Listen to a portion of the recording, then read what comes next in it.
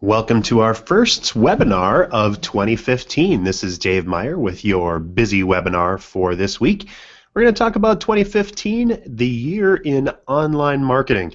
We're going to talk about what we know that's coming up, what my predictions are, and take questions from you as we move forward. So love to have your input on this and what you think is coming up too. So if you have questions or things that you'd like me to comment on, the best way to do that is going to be to ask a question via the Q&A app. We have a bunch of folks that are going to be viewing today, so we left the Q&A app open. If you want to get to that, the easiest way to do that is to go to the BizzyWeb homepage and click on Events and down into the Events Calendar, of course. When you get into the Events Calendar, you'll click on the Busy Webinar for today. From the Busy Webinar article, you'll be able to either join the Hangout if you're logged in to Google+, and then you can chat questions to me, or probably my favorite is just click on the Google+ page. When you click on that Google+ page, it'll take you over to the page for the event, and from that event you'll note that there's a little button that says Q&A and Live. If you click on that, it's going to open up a new window for you, and from there you'll be able to ask us questions. So I am going to actually mute this as soon as it pops up.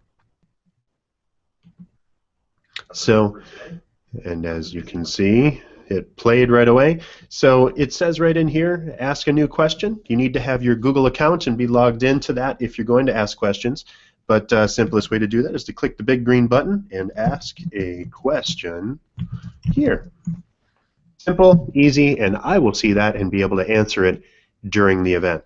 So thank you again very much for joining us. Again, I'm Dave Meyer with BizzyWeb, and let's get right down to business because we've got a lot of prognosticating to do.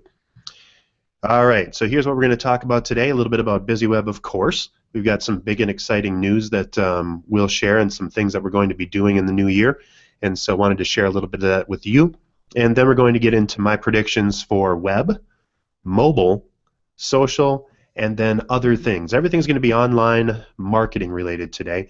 No big crystal ball about the geopolitical landscape or anything like that. But we'll talk about anything that I think is relevant to business owners in client areas. So whatever you need to know about online marketing is going to be handy and simple for all of us here. Let me just fix one small thing here, and I think we're good to go then. So, all right, let's get down to it. A little bit about BizzyWeb, of course. BizzyWeb is an online marketing company that focuses on all facets of online marketing, including search engine optimization, content marketing, writing blog posts and other related items, pay-per-click advertising, email marketing, web hosting, and much more.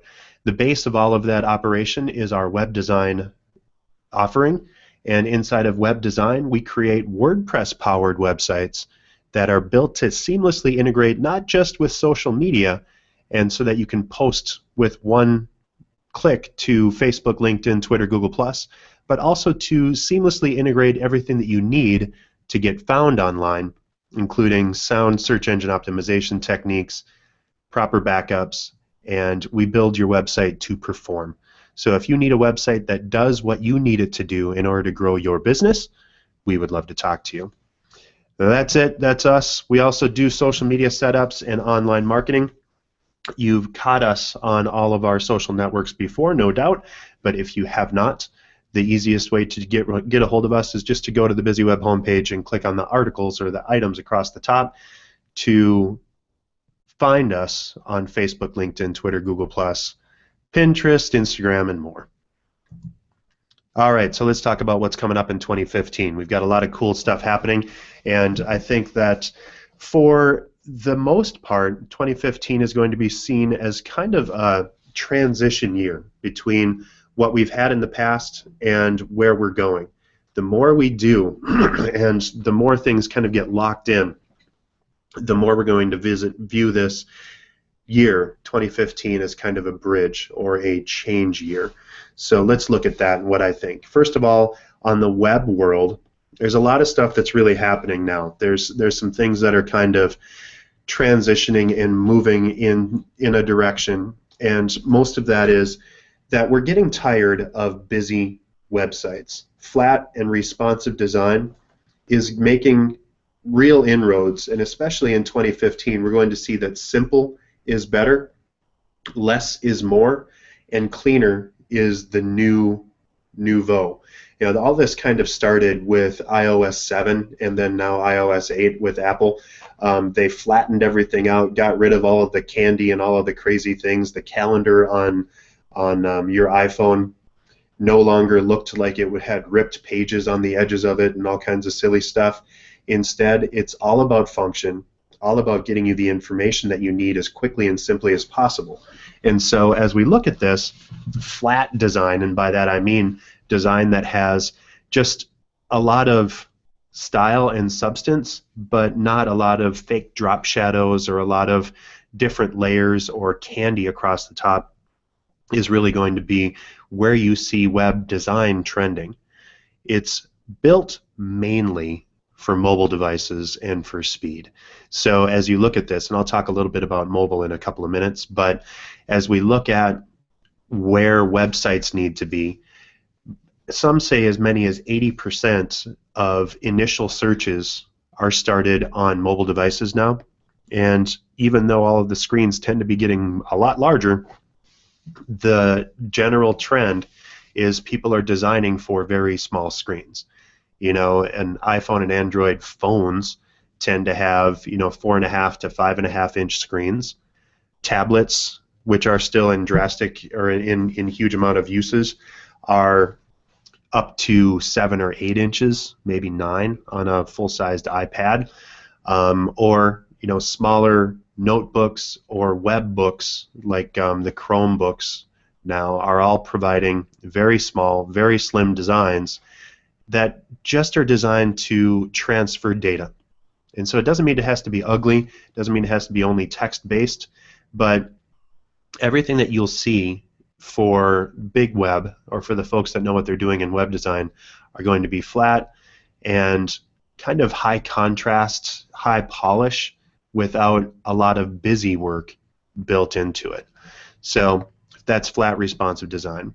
We are going to see an increasing amount of attacks and just craziness in the security forefront. You're going to see more hack jobs. You're going to see more attacks on big companies. You're going to see the full fruition of two-factor and more authentication schemes as people try and force folks into getting rid of their passwords, or at least not only relying on passwords. A password as a general security device, even if it's like a 20-character upper lower case, weird characters built into it, all of that is relatively simple to break into. And so having more than one way to access content is going to be a great way to lock down the website. So I would look for, in particular in WordPress, to look for two-factor authentication solutions and more ways to make sure that it's really you instead of somebody with malicious intent trying to access your website, your data, and your information. If you haven't, and if you haven't already looked at my online security talks from a month or so ago, and certainly when the Heartbleed talk came, or when the Heartbleed issues came out in the last like half of the third quarter of last year, worth a check, because we talk about a lot of really good ways to lock down the security of your website and just handle online security in general. And if you're not using a password management tool, I would strongly consider or recommend that you consider something like 1Password Pro, LastPass, or KeepPass to lock down your passwords and to make sure that you're not using the same password everywhere.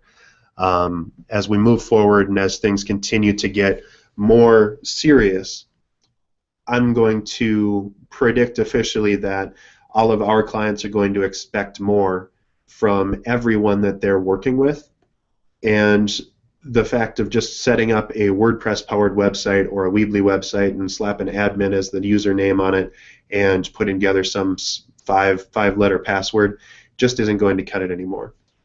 We've already taken a number of big steps at BizzyWeb to lock down all of our sites if you try and fail to log into one of our sites, for example, your IP address will be blocked for a period of time to let you cool off and to ask you to get a hold of us to get you some help. That's to protect against blunt force attacks and people trying to guess passwords. And it's just, you need to pay attention to the basics and continue to think about what are the open areas, what are the access points to your website, and what could people do with your data if they had malicious intent and if they were talented or skilled at this. So make sure that you're looking at security. WordPress is going to keep growing and expanding, in my opinion, and there's some pretty interesting stuff coming up from the development community. We're going to see a lot more opportunity to customize and make WordPress your own. The WYSIWYG and drag and drop design schemes where you can literally just log into your website and look at it like the world sees it and click new pieces of content or code into widgeted areas or boxes on your website. It's almost like a jigsaw puzzle that you can interchange pieces on. I think that's going to continue to pick up speed and get more accessible. And increased competition from groups like Web.com, Weebly, all of the other kind of DIY or very low budget web design template formats are going to keep pushing the envelope and making it more urgent for WordPress in particular to make the design and development and maintenance experience as simple as possible. That's great news for the end user and for the hobbyist web design person, but it's also fantastic news for the development community. For BizzyWeb, we're excited to allow folks to access and maintain their own site and keep things moved forward. It's our job to make your website look beautiful from the get-go and save you the time that it would take to make it look professional and work the way that it's intended to. And then if we give you the right framework, you'll be able to continue to own that content and update that website and keep your content fresh in the future. Another thing that I'll talk about in a little bit is search engine optimization as a practice is going to, at least as a buzzword, kind of fall to the wayside. And instead we're going to see an increasing focus on content marketing and smart marketing results to help people get found without trying to game Google. The name of the game has always been to be as useful as possible. That's just the way the world works. For a while there, some of the marketing folks and some of the web design people were able to game Google to get your content to show up, even if it wasn't that useful or helpful. And everything that's come out with Penguin, Panda, the new Panda 2 or Penguin 2 updates have been increasingly intended to just slim down the opportunity for you to get content in front of people that's not really useful. I'll talk about this in a little bit again, but another part of that is the willingness and intent to invest in your company and in your marketing in order to get real results. There's benefits and drawbacks to that, of course, but we'll talk about that more in a little bit. Again, as a reminder, if you do have questions or would like to have me weigh in on something that you see is coming up, your best option is to go to the website or to go to the web page for this site. And actually this isn't showing up for some reason, so I'm just going to shrink this down.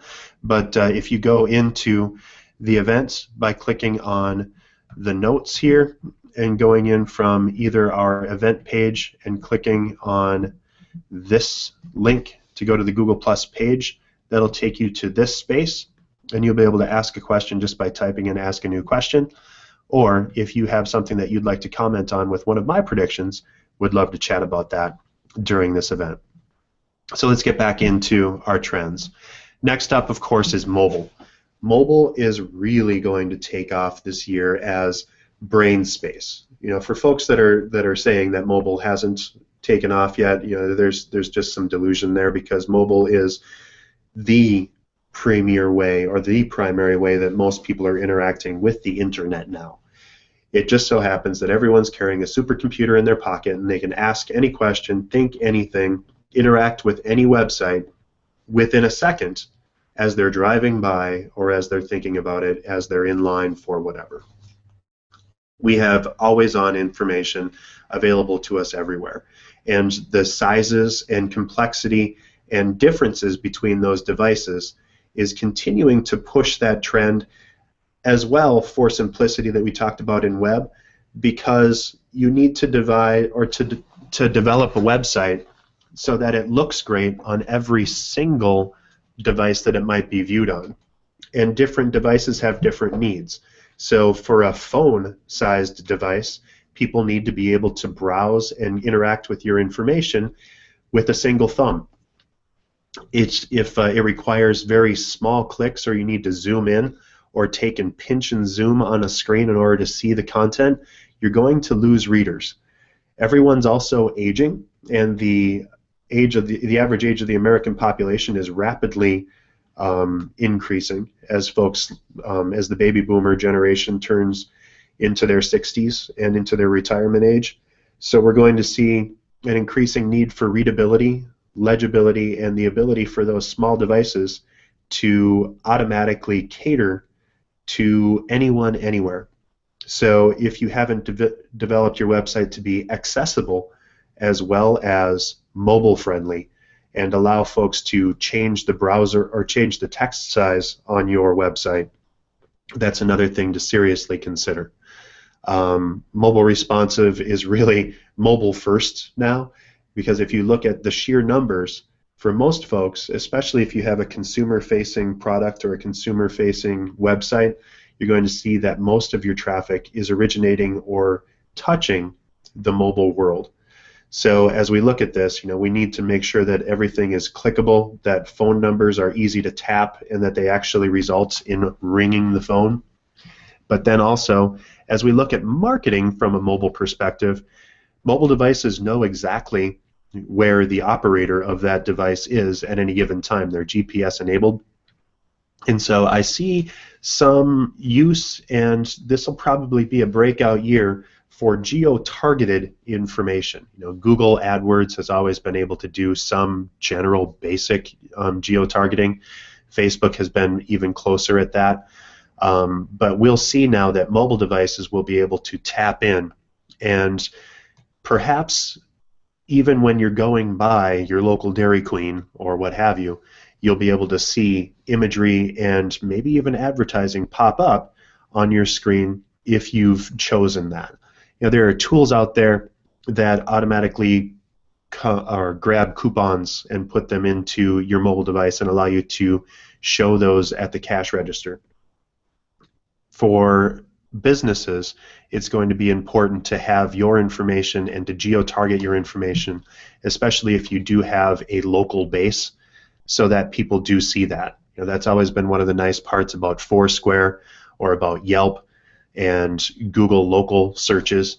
If someone searches for you and your account is properly set up on any of the networks that I just mentioned, you're going to show up at the top of that list. It's down to, if someone checks in near BizzyWeb and they happen to be in the Champlin or the northern Minneapolis area, a pop-up should show up and says, since you're in the area, drop by BizzyWeb. We have free coffee and honey for any of our buzz-friendly friends.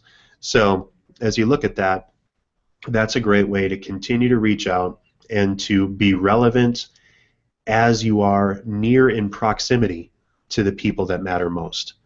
Websites that don't serve mobile will see a big dip in their usage, or at least they'll see a big dip in conversions on their websites as people just tire of having to pinch and zoom and tap or just not see the information that they're used to. If your website is slow, if your website is too complex, or if your website isn't specifically built with mobile in mind, and I don't even care about mobile versions of websites because that's additional complexity, there's no reason that your website can't automatically respond and reconfigure itself depending on the device that it's being viewed in. And it's just best for search engine optimization and every other metric that matters if your website just works right on any device that you visit. For social media, the outlook continues to be rosy. As we look at this stuff for Facebook in particular, I think you're gonna see more of the same. I'm not positive they're going to get to 2 billion users in 2015, but they've been growing leaps and bounds still. And there are some trends that are saying that maybe they're flattening, but Facebook is going to continue to be a huge juggernaut in the social media space. I think what we'll see now is that the experience is going to continue to streamline, and there's some interest or some intention for Facebook to shatter or to separate into different uses. For example, the split of Messenger with Facebook proper was a huge thing in 2014, but now in 2015, I don't know if we're going to see another dramatic shift, for example, to push off more image-based or other news item-based, perhaps business-based pages into separate applications. But what we will see is that there's going to continue to be an enhanced focus on getting businesses to work with Facebook and really ad revenue from that respect. The nice thing that Facebook can do that's hard to get really as good at with any other tool or network is Facebook knows so much about its user base. They know where they went to school, they know what they're interested in, they know what they've been clicking on, they know all of their demographics, who they're married to, if they have kids, and so they can laser focus their advertising on the people that really can benefit from the sites and from the advertisements that you're publishing. So you're going to see an increased and enhanced focus on smart advertising using very targeted demographics in the coming year, and that'll go across all of the networks as they continue to grow and get better at everything that they're doing. So that's Facebook. Twitter, I'd say, is going to hopefully, gosh, I hope that they offer some specific business offering that allows you to have all of your Twitter accounts from all of your employees all center on one page, similar to the way that Facebook for Business works or any of the other big networks work. LinkedIn in particular, Google+, everybody else has business pages except Twitter. So my hope is that Twitter and Instagram, as we look forward to that, you can have a better business focus as we look for that in the coming year. Twitter is going to continue to be the public utility of the web, and hashtags are going to continue to proliferate across everything that you do. We're also going to see some big gaffes, I think, this year as people just take hashtags for granted or try to capture lightning that they probably should stay away from. There's been a bunch of times in the past year and a half or two where people have tried to tap into hashtags that just aren't cool. And so if there's a lot of things happening on Twitter about a specific topic, or certainly if you're auto-posting content and you have something on a timeline and you're automatically posting something next week, if something big happens next week that's touchy, there's going to be times that companies will put their feet in their mouth or perhaps their thumbs in their mouth on publishings or posts that they do that just don't resonate or that straight out conflict with real news and information. So, keeping an eye on that and proactively monitoring all of your social network accounts, making sure that you're not trying to take any incredibly easy outs or just look at a trending topic without figuring out what people are actually talking about and trying to leverage in. There's the new way is going to be that there really isn't any such thing as a free lunch. We don't have the ability to publish on our Facebook pages anymore and have 12,000 people click on that link or see it. The fact of the matter, if you listen to Facebook, is that there's just that much more in the news feed now, and so the amount of posts or the amount of visits or views is reduced because there's so much other noise. But I think the entire marketing world and anybody with common sense will say that Facebook is likely just de-emphasizing that content in favor of paid content and trying to keep the wheels moving of commerce so that people are always paying for the content that they really want highlighted. Now, the good news, of course, across all of these networks is there are ways to make sure that your content reaches exactly the right people. But the bad news is that you do have to pay. For LinkedIn, I think it's going to be a big growth year for LinkedIn. They're going to change some things up because right now they've got 3 dramatically competing offerings. LinkedIn business pages started out fantastic and were great opportunities for companies to get the word out on their information, their marketing, their news. Right now, as it sits, you have to be very proactive in order to have that be useful, and the usefulness of LinkedIn company pages is somewhat in danger as the blogging platform that LinkedIn just published or just promoted has been seeing big wins. One of our clients has seen huge results by just posting in the LinkedIn publisher platform versus publishing to her company page. She still does publish to her LinkedIn company page, but for folks that are looking and for folks that are trying to reach out via LinkedIn, the company page is going to lose some luster, and so LinkedIn's going to have to do something, especially on showcase pages, which never really have taken off, to build a way for all of this to make sense to the small to mid-sized business, which is where 90% of the commerce happens in the world. And so if LinkedIn can figure out a great way to make their business offering make sense and allow folks to author and fan and comment and connect with the businesses that they do business with, you're going to see a big boost in LinkedIn's results over that time frame. So something's happening in company page space for LinkedIn. Google Plus, I think either it's going to go big or they're going to go home. Vic Gutra, I forget his last name, but Vic was expelled from the Google Plus team. He's no longer at Google, and so that's going to be a big change. That happened about 4 months ago now, and we've kind of been waiting to see what will happen with Google Plus. Some of the things have been unbundled. You no longer have to have a Google Plus account in order to join Hangouts, for example. Hangouts is continuing to be one of the premier drivers and tools for Google, and so I think that especially in business, we're going to see more push and some more news on Google Hangouts and probably the merge officially now of Google Hangouts and Google Voice. I don't know if Google Voice is going to survive the year in favor of just being a voice-enabled part of Google Hangouts, but that's probably one of my wilder predictions. But Google Plus might get folded this year. We're not sure. I'm certainly not positive on what's going to happen with it, but there's certainly some writing on the wall that some big changes are going to need to happen because Google really hasn't seen the big results that they were hoping for out of Google Plus. And what Google's trying to do is capture that same type of very personal information and get people interacting and sharing information and really giving real-world indicators of what's the most useful content on the web. And the best way to do that is to get people social and talking and sharing through their own network. So I'm hopeful that it'll stay big and that things will dramatically improve.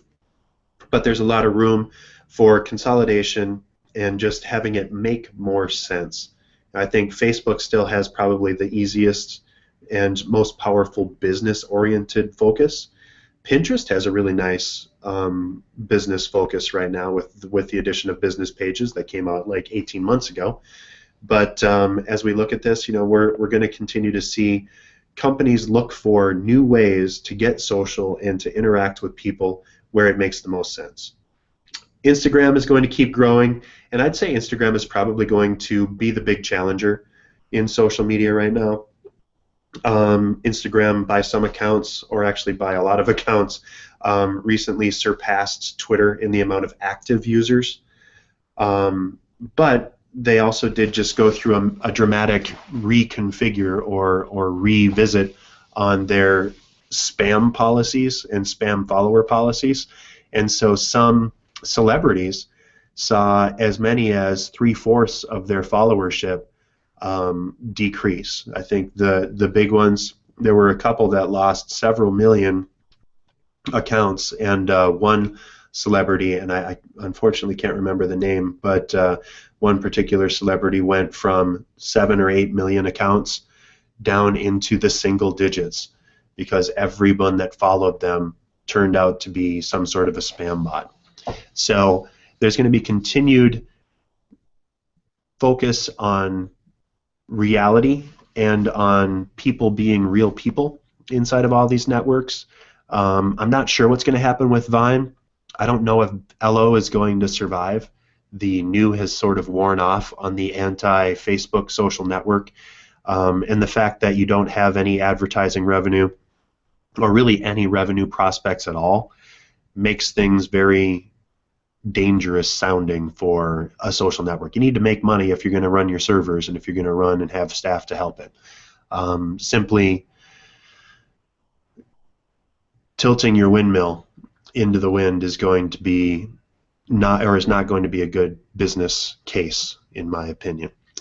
That said, we will see niche networks seeing big traffic. You know, groups like House, Doximity for development community, GitHub, and a number of other tools are going to rise to prominence for networks that are very, very niche specific. You'll see increased anywhere you have. I would almost go as far as saying, you know, look where the magazine market was 30 years ago or 40 years ago when they started segmenting off, and there's magazines for absolutely every interest and network in the world, and tens of thousands of magazines for as many interests. I would say that there's going to be networks, social networks, that are going to start and continue to crop up to match that level of integration or target on specific markets. And the good ones are going to do some things that just aren't available or that are so client-focused or customer-focused or member-focused that they're going to be hard to beat for that space. You know, House has done a pretty good job by allowing you to organize everything into projects. Pinterest has done a really great job with the scrapbooking and kind of crafting community, and they've done a decent job at expanding that reach.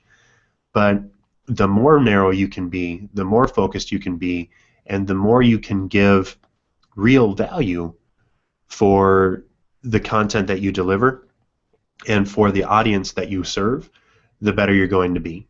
So look for that and look for more fragmenting of social networks. We're not going to be talking about the big 4. We're probably going to be recognizing the big 40 in the future. In other worlds and in other news, I think it's finally time for MMS, mobile messaging, to take off, especially for businesses.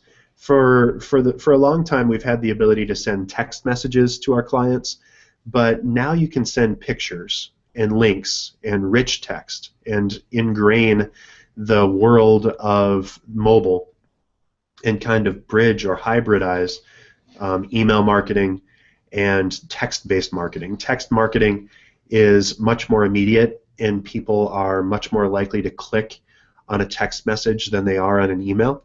That doesn't mean email is going away, and I think in fact it's going to continue to be a very prominent focus for businesses, and smartly so. Email is still the one thing that the working world tends to check every single day, but there's still a lot of noise. Spam filters are going to continue to get better, and companies are going to need to stay relevant and stay useful in order to have solid results in email marketing in particular. Advertising and paid media is going to become just the norm. You're going to have to pay to play in order to get real results. For a lot of companies, however, especially companies that are willing to invest to find their model and invest to prove their niche, they're going to see amazing results and really are going to be able to turn their online marketing into a money printing machine. If you can be smart and measure and do A/B testing against different topics, different messaging, different page designs. That's the best way to really take the art of marketing and turn it almost into a science. The more you can test and measure and prove, almost take it as a science as to what's going to elicit the most and best response for your clients, the better you're going to be. But you have to have a mindset of being willing to invest and adjust if that's going to be worthwhile for you. So I think that's going to be a big deal going forward. Finally, I think content marketing, and I covered this before, content marketing is really going to replace SEO as the big buzzword in online marketing. Content is going to be king. People are going to realize and keep focusing on being as useful as possible versus just trying to magically get Google to show up. Having a million backlinks is not going to be as useful or as interesting to Google as having a 10,000 really helpful articles, or even 100 really helpful articles for the audience that you're searching for.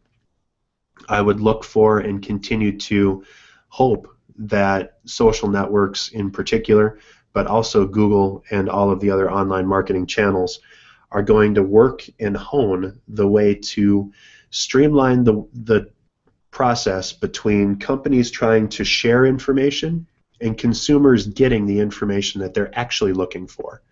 Anything that obviously tries to game the marketing system or broadcast or blast content out to people that don't want it, spam is going to continue to be the great evil of online marketing, whether that's through pages that people don't want, SEO tactics that are black hat, or even if they're gray hat or white hat, are just stupid, or anything that doesn't respect the audience that you're trying to reach, is going to continue to see diminished results. It's all about being as useful and as helpful to the people that matter most in order to have the best results in online marketing. And that's going to be the new status quo, and that's what I'm hoping this year, this 2015, is going to bridge for us. We're going to get away from gimmicks. We're going to get away from trying to get something for nothing or try and game a given system. And instead, we're going to look to reach people in a meaningful way and have the interaction between companies and their customers be increasingly authentic and linear. It's going to be a conversation, and that conversation is going to be real. So as you're looking at your online marketing for this coming year, take a look at how can you continue to deliver your personality and deliver real utility to your clients in order to get the best results. And the good news is that's never going to change, because everybody wants what works best. And if you can be the part or the company that works best, that's how you're going to get your results. Finally, let's talk a little bit about what's coming for BizzyWeb. I'd say as we look at this, BizzyWeb is really branching out and focusing big on all aspects of online marketing. We've always been a brilliant web design company. We're now taking an increased focus and taking all of those gorgeous websites that we've developed and giving all of our clients the ability to do more with their marketing via the Buzz Builders program. Buzz Builders is designed around 4 things: to either generate more leads for your company, to increase your searchability or your findability, to promote your products and services, or deepen relationships with your existing customers. We're going to help you via AdWords marketing or social media marketing or emails or content or blogging to help you get where you need to go this year, because we have a huge base and everyone in our base needs more help. You need to market smarter and you need to market better, and BizzyWeb is branching out to help you with that. To that end, we are also hiring. We have one fantastic new rep that's on with us. Trygve Olsen is our new director of Buzz Development, and so you'll probably start hearing from Trygve a little bit, and Trygve is going to be hitting the content circuit with me as well. We also need developers and marketers. So if you're interested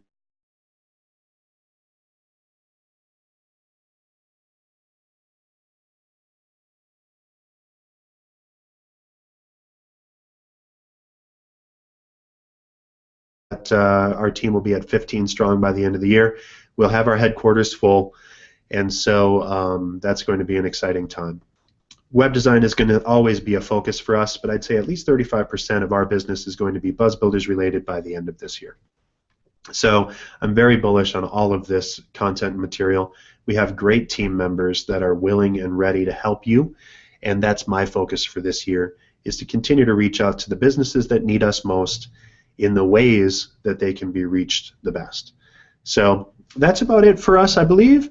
And so in summary, we do all of the web design and content that you would need, and when we build a website, we build it for action and to get real results. When you publish to a BizzyWeb powered website, we set it up so that it'll cross-post to Facebook, LinkedIn, Twitter, Google+, Pinterest, and others.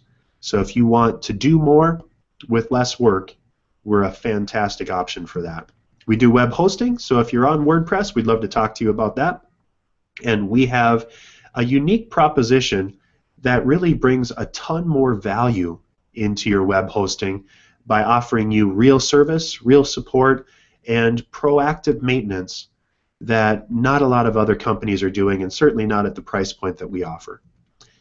And finally, our online marketing tools through Buzz Builders are the best in the business, I believe. We have a great suite of, or a great group of people that are dedicated to using amazing tools to get you the results that you're looking for without breaking the bank.